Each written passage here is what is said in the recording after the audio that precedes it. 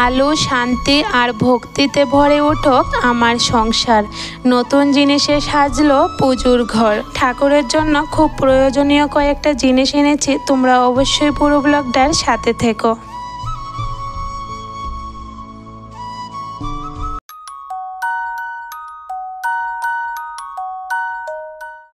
রাধে রাধে বন্ধুরা, good morning. কেমন আছো তোমরা সবাই? আশা করি যে যেখানে আছো ভালো আছো, সুস্থ আছো। আমরাও ভীষণ ভালো আছি। আজকের দিনটা হলো রবিবার, ছুটির দিন। তো ছুটির দিন মানে তো সবার ছুটি, সবাই বাড়িতেই থাকবে। তবে আমাদের গৃহিণীদের কিন্তু কাজের চাপটা ডাবল বেড়ে যায়, কারণ রবিবার যেহেতু ছুটির দিন, সবাই বাড়িতেই থাকে, সবাই একটু ভালো মন্দ খেতে চায়। আর নিজেরও ভালো লাগে রবিবার দিন সবাই একসাথে বসে ভালো মন্দ দিয়ে খাবার খেতে। তো আজকে কিন্তু আমার কাজের চাপটা অনেকটা বেশি। ঘুম থেকে উঠে বাসি দরজায় প্রথমে জল দিলাম, কারণ বাসি দরজায় জল না দিয়ে কিন্তু আমি কোনো কাজ শুরু করি না। তো বাসি দরজাটা মুছে তারপরে ব্রাশ করে নিলাম আর মুখটা ধুয়ে নিয়েছি। তারপরে এই যে প্রতিদিনের রুটিন, সকালবেলা একটা গ্লাস জল খেয়ে নিলাম, তারপরে ভেঙে নিলাম কাঁঠাল। গতকালকে বাবাইয়ের পাপা আসার সময় কাঁঠাল নিয়ে আসলো, তোমরা তো দেখলেই। দুটা কাঁঠাল এনেছে, একটা বড় একটা ছোট। তো ছোটটা জানো তো পেকে গেছে, বড়টা এখনো পাকেনি। তো আজকে ভেঙে নিলাম, বেশি একটা কুশ হয়নি, কয়েকটা কুশ হয়েছে। তো এখন দেখো সবাইকে টিফিন দিয়ে দিচ্ছি। সকাল সকাল এভাবে কাঁঠাল দিয়ে, তারপরে ছাতু, চাল ভেজে যে ছাতু বানিয়েছি, এই ছাতুটা আর মুড়ি, আর সাথে দুধ থাকবে। তো এসবই আজকে টিফিন করা হবে। আর হ্যাঁ, তোমরা কে কে এভাবে টিফিন খেতে পছন্দ করো কাঁঠালের সাথে, অবশ্যই কিন্তু কমেন্টে জানিও। তো আমার ভালো লাগে মোটামুটি, তবে বেশি একটা পছন্দ নয়। আর সকালবেলা খেতে এত একটা ভালো লাগে না, বিকেলবেলা হলে ঠিক আছে খেতে পারি। সকালে খেলে জানো তো কাজ করতে পারি না, শরীরে এত একটা অলসতামি আসে, কি বলবো তোমাদের।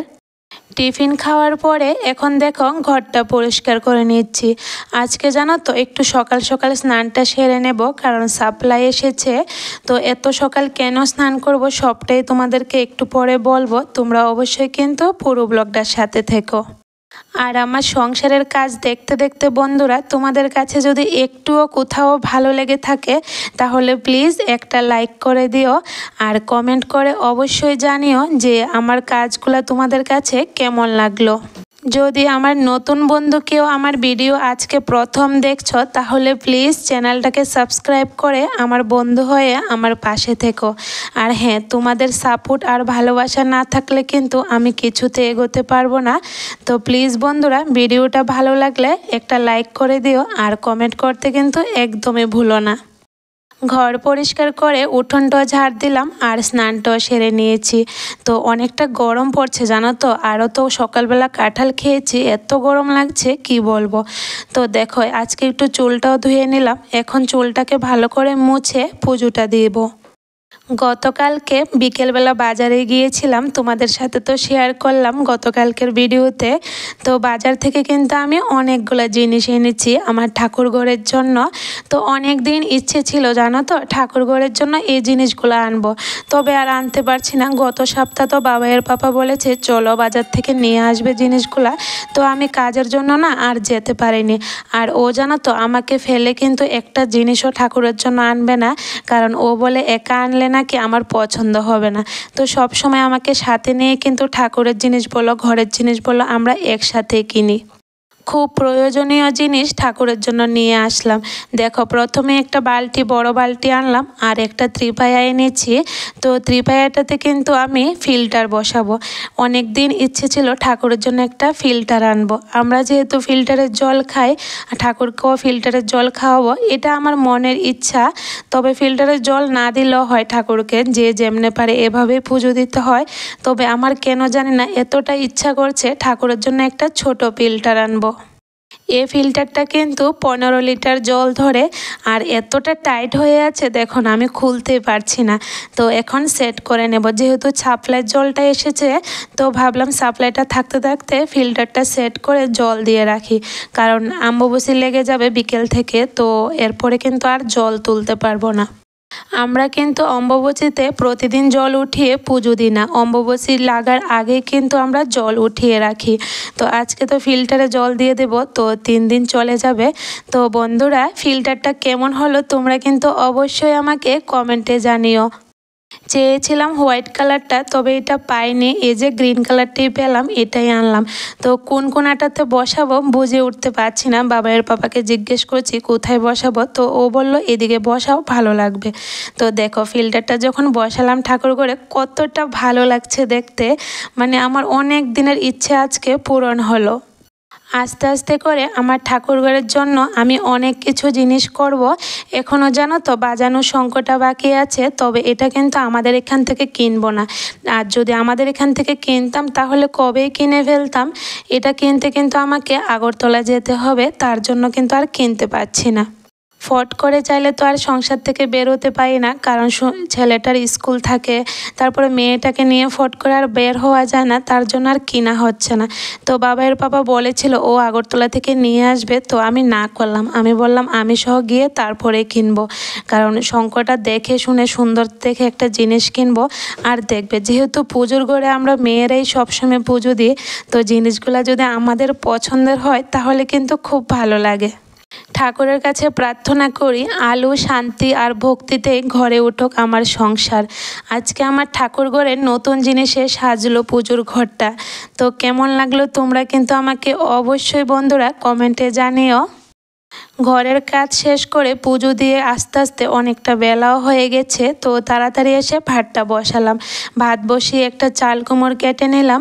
গতকাল যে চিংড়ি মাছ ছিল, চিংড়ি মাছগুলো তো আর রান্না করা হয়নি, আজকে চাল কুমড় দিয়ে চিংড়ি মাছ দিয়ে রান্না করব। এ বছরের কিন্তু প্রথম সবজি এভাবে চাল কুমড় দিয়ে চিংড়ি মাছ রান্না করছি। তবে চাল কুমড় খেয়ে ফেলেছি আগে, তবে চিংড়ি মাছ দিয়ে কিন্তু এ প্রথম রান্না করছি এ বছরে। তাড়াহুড়ো করতে গেলে যে কাজের কতটা দেরি হয় সেটা আজকে বুঝলাম। কিভাবে বলি তোমাদেরকে, এই যে ভাতটা বসালাম আর আমি বসে চাল কুমড় কাটলাম, চাল কুমড়ের তরকারি বসালাম, ভাতটা নাড়তে ভুলে গেছি। আর জানো তো ভাতটা অনেকটা নরম হয়ে গেছে, কিছুতে মার ঝরতে চাইছে না। পরে আমি একটা বড় গামলার মধ্যে ভাতগুলি মেলে দিয়েছি ফ্যানের নিচে। আজকে ভেবেছিলাম শুকনা মাছের বড়া বানাবো, যেহেতু ভাতটা নরম হয়ে গেছে তার জন্য আর শুকনা মাছের বড়াটা বানালাম না। নরম ভাত দিয়ে কিন্তু শুকনা মাছের বড়া খেতে ভালো লাগবে না, মানে চাল কুমড়োর পাতা দিয়ে ভেবেছিলাম শুকনো মাছের বড়া বানাবো। তো আর কি সব কিছু চেঞ্জ করে আবার অন্য তরকারি রান্না করছি। আজকে অনেকটা সময় আমার রান্নাঘরে কেটে গেল এই গরমের মধ্যে। বাবার পাপা আসার সময় যে কামরাঙা এনেছিল আর একটা আমও ছিল ঘরে, তো এখন একটু ভর্তা বানালাম, 3 জনে মিলে খেয়ে নেব। আজকে কি রান্না করছি সেটা বলি তোমাদের সাথে। দেখলেই তো চাল কুমড় দিয়ে চিংড়ি মাছ দিয়ে রান্না করলাম, আর তেলাপিয়া মাছের পেঁয়াজি বানিয়েছি, আর রান্না করেছি চুবই দিয়ে ডাল দিয়ে তরকারি। এটা আর তোমাদের সাথে শেয়ার করলাম না। এরপরে দেখো আমার রান্না বাড়া প্রায় কমপ্লিট, তখনই বাবার পাপা বলে একটু পাতা এনে দিই, বড়া বানাও। আমরা তো বাড়িতে প্রায় সময় বড়া বানাই, তবে ও আসলে কিন্তু আর বানানো হয় না। তো ওর খেতে ইচ্ছে করেছে, তো আমি বললাম ঠিক আছে নিয়ে আসো। আমাদের রান্নাঘরটার পেছনে কিন্তু তেলাকুচি পাতা, তো তেলাকুচি পাতা আর সাজনা পাতা নিয়ে এসেছে।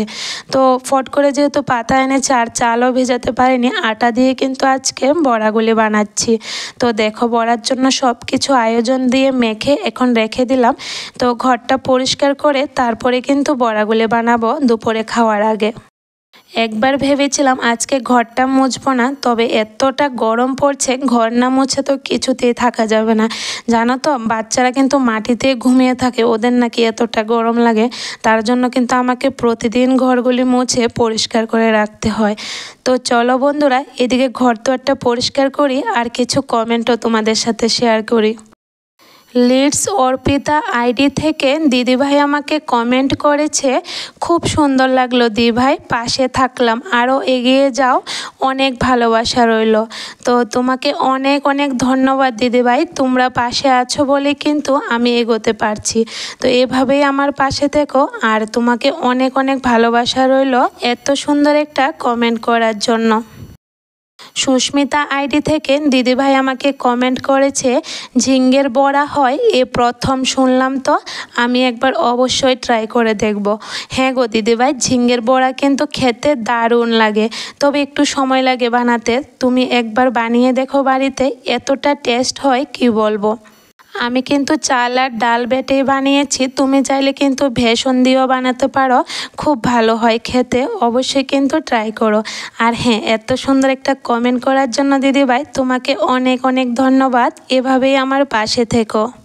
আজকে জানো তো ঠাকুরঘরের দরজাটা একটু মুছে নিলাম। যখন বারান্দাটা মুছতে এসেছি না, ঠাকুরঘরের দরজায় চোখ পড়লো, দেখলাম এতটা ধুলো পড়ে আছে, তো আর ভালো লাগছিল না, সাথে সাথেই মুছে নিলাম। দেখবে যে কোনো একটা জিনিস যদি চোখে পড়ে না ধুলোবালি, তখন আর ভালো লাগে না। আর আমার ঠাকুরঘর কিন্তু আমার খুব শখের একটা ঘর বলতে পারো। এটার মধ্যে একটু নোংরা হলেও কিন্তু আমি সহ্য করতে পারি না, সাথে সাথে আমি পরিষ্কার করে নিই। ঘর বারান্দা মোছা হয়ে গেছে আর র্যামটাতে জল দিয়ে দিয়েছি। কি রৌদ্র উঠেছে দেখলে তো বাইরে, রৌদ্রের জন্য একদমই তাকানো যাচ্ছে না। তো এখন হাত মুখটি একটু ধুয়ে নিচ্ছি, হাত মুখ ধুয়ে দুপুরের জন্য বড়াগুলি বানিয়ে নেব। সংসারের কাজ তো লেগেই থাকবে। তো চলো বন্ধুরা, কাজ করতে করতে আরও কিছু আমার বন্ধুদের কমেন্ট শেয়ার করি। তো সুশীল কুমার আইডি থেকে আমাকে কমেন্ট করেছে যে আমি রাতের বেলা কোন ক্রিমটা লাগাই। তো রাতে কোন ক্রিমটা আমি ইউজ করি এ সম্পর্কে কিন্তু 2-3টেই কমেন্ট এসেছে। তো বন্ধুরা, সত্যি কথা বলতে আমার কিন্তু ক্রিম সম্পর্কে একদমই কোনো আইডিয়া নেই। আমি ক্রিমের নামও কিন্তু ভালো করে জানতে পারি না। আমি সবসময় যেটা ইউজ করি এটা নাইট ক্রিম নয়, এমনিতে আমার মনে চায় তাই ইউজ করি, মানে ভালো লাগে এটা লাগাতে। আমি রাতে শীত গরম 12 মাস পন্স যে ক্রিমটা হয় এই ক্রিমটাই কিন্তু দিয়ে থাকি, তাহলে মুখটা একটু পিছল তেলতেলি হয়ে থাকে, ভালো লাগে সকালবেলা উঠে।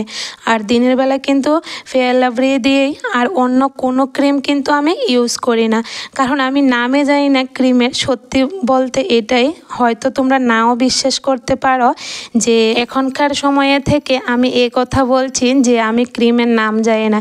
সত্যি জানি না বন্ধুরা, আমি কিন্তু সব রকমের ক্রিম কোনো সময় ইউজ করিনি, সবসময় এটাই ইউজ করেছি। দিনের বেলা ফেয়ার লাভলি দিয়েছি আর পন্স পাউডারটা দিতাম, আর রাতের বেলা আমি পন্স ক্রিমটাই দিই।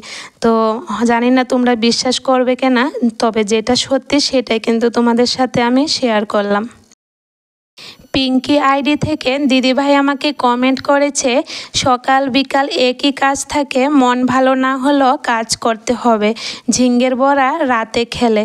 হ্যাঁ গো দিদিভাই, এটা কিন্তু একদম ঠিক বললে, আমাদের মন ভালো না থাকলেও কিন্তু কাজ করতে হবে।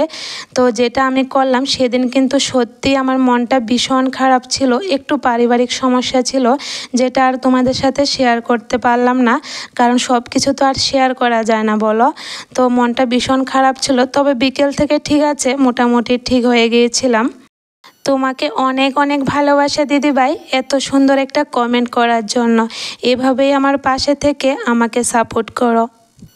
আরও আমার অনেক বন্ধুরা কিন্তু আমাকে খুব সুন্দর সুন্দর কমেন্ট করো, তবে একটা ভিডিওতে তো সবার কমেন্ট পড়া সম্ভব নয়, তবে তোমাদের সবার কাছে কিন্তু আমি সারা জীবন কৃতজ্ঞ থাকবো এভাবে আমার পাশে থাকার জন্য। কথা বলতে বলতে কিন্তু আমি একদমই বসে থাকিনি, রান্নাঘর পরিষ্কার করে নিলাম, এখন কাপড়গুলি ভাঁজ করে নিচ্ছি। আজকে বিকেলবেলা যাব একজন দিদিভাইয়ের বাড়িতে, একটু দরকার ছিল। তো চলো বন্ধুরা, আজকের ভিডিওটা আর বড় করি না, এ পর্যন্তই রাখি। সবাই ভালো থেকো, সুস্থ থেকো।